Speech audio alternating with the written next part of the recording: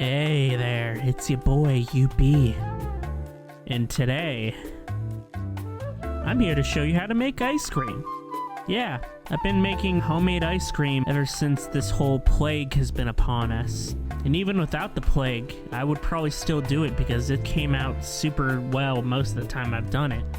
So today I'm gonna teach you guys how you can make your own homemade ice cream with only 2 base ingredients and not a single machine in sight, other than a hand mixer, but that's just to make it easier.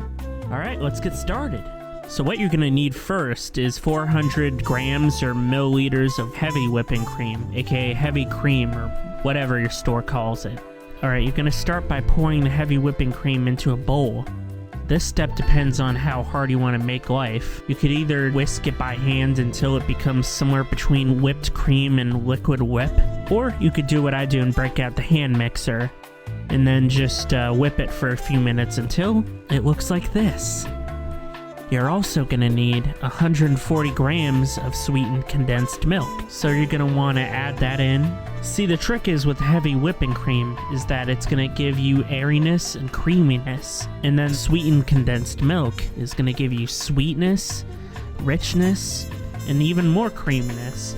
So what you're going to end up with is a super creamy, really tasty ice cream.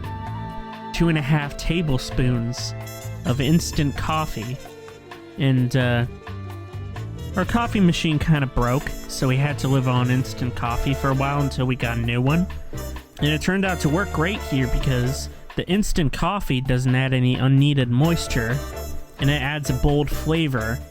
Now normally instant coffee kind of sucks, but in this ice cream, believe me, it's not going to taste like typical instant coffee. It's going to taste so good here. If you've ever gotten coffee ice cream from the store, that's what it's going to taste like.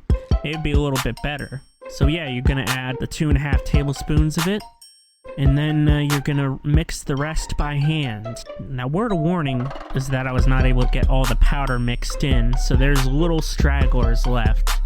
But for the most part, you're going to want to get 90% of the powder mixed, and then have your ice cream looking sort of light brown. And once you do that, you know you're pretty much ready. You could either just freeze it in this bowl, or you could pour it all into a little loaf dish like I did. And you don't want too much excess moisture in here either. So that's why I opted out of using real coffee. I used second layer of plastic wrap along the top of the loaf glass. And that's how I did it.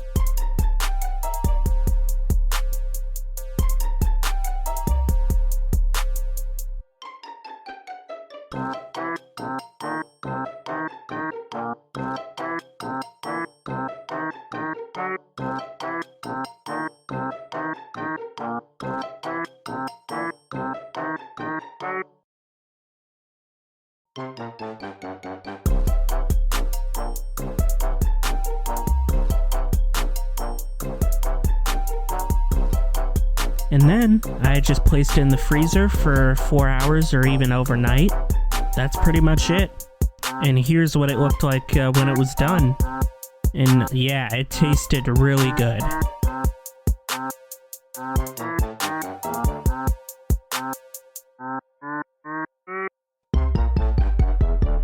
So I know you guys didn't really ask for an ice cream tutorial, but here we are. We did it. And now you know.